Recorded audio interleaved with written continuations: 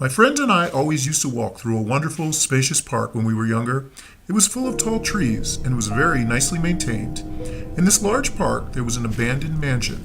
I can't really say how long it had been there, but on that day, the front door of the mansion was wide open. The two of us decided to check out what was inside the place. As we inched through the door, the very first thing we noticed was that the mansion's floor was littered with crumpled up pieces of paper.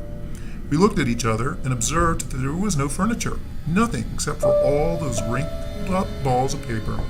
The mansion had 6 rooms on its main floor, and every room we entered bore more and more scrunched up pieces of paper.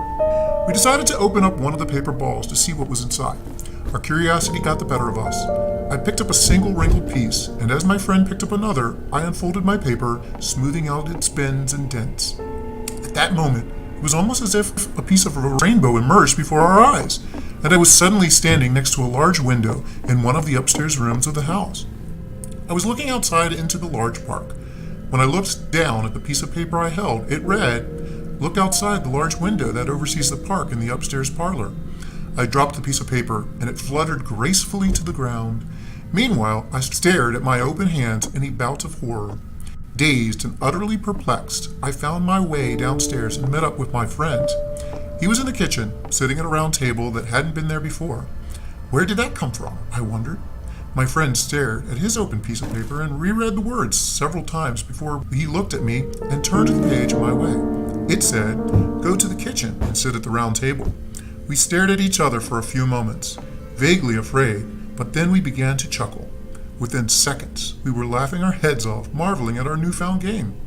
We could hardly believe what had happened, but being young as we were, the mystery was endlessly exciting. We decided again to open up another scrunched up piece of paper. As we opened up the crumpled papers on the floor, we experienced the same sudden flash of rainbow colors. But this time, I ended lying down in the field behind the mansion. When I peered onto the paper in my right hand, it read, "Lie down in the field behind the mansion." I giggled uncontrollably. After a few minutes of running around the house, I found my friend collecting multiple balls of paper in his arms, eager to experience more of these strange, exciting phenomena. We both got the gist of what was happening at this point. We had no idea as to how it was possible, but we decided to have more fun with it. The supernatural always had a way of captivating our hearts.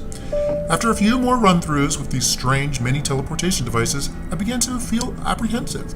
I wondered if at one point I would be placed somewhere I didn't want to be, or I'd be made to do something that I didn't enjoy. We continued, though. Minute after minute, we unfolded many papers and traveled through bedrooms, closets, trees, but then, after having been on the roof of the mansion, I stood before my friend, dead on the living room floor. I didn't scream. I couldn't. "Murder him," I read on my crumpled page as I felt a surge of vomit and bile rising into my throat. Nothing came out, but the sickness in my throat spread to my stomach, my head, and my heart. I didn't know what to do. At this point, I began to scream and shout, praying to God for this to be a nightmare. I wanted it to go away. I wanted to rewind our day and be outside again, together, walking underneath the trees. All I could do was hide his body in a cupboard. I willed myself to be calm, and I hesitantly unfolded another paper in the hopes that the problem would correct itself. Once again, I saw the colors of the rainbow, and I found myself standing behind a tree several meters away from the house. I could clearly see the front door within a few instants. I saw both myself and my friend walk through that door. I began to wonder if I had died, or if I was having an out-of-body experience. I looked at the sheet in my hand, and only words scrawled upon it where time will repeat itself, and a paradox will take place, and it will be allowed. That gave me an idea. In my pocket remained the paper that made me kill my friend. Without looking at it, I crumpled it back up. Quietly, I followed my other self, who had separated from my friend as he explored the rooms of the house. As I crept behind him, he turned around very suddenly. Before he could utter a syllable, I forced the paper in front of my eyes, and in a flash of rainbow colors, I was able to kill my other self. The laws of time allowed me to take over my dead self's place in this world, and also because of the fact that it was allowed to happen, as it was written on the second piece of paper that I had on me, which reversed time. It must have control over time and paradoxes, which made me now the new alive and present of my other dead self.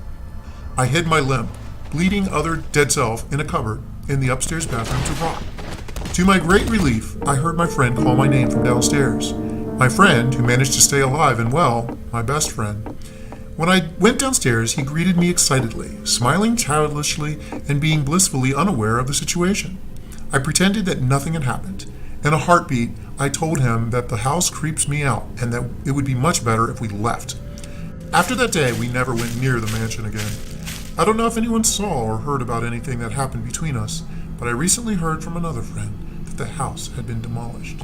And I can tell you with a great certainty that while this news is a relief, I dreaded the probable prospect that my corpse was uncovered in the bathroom cabinet.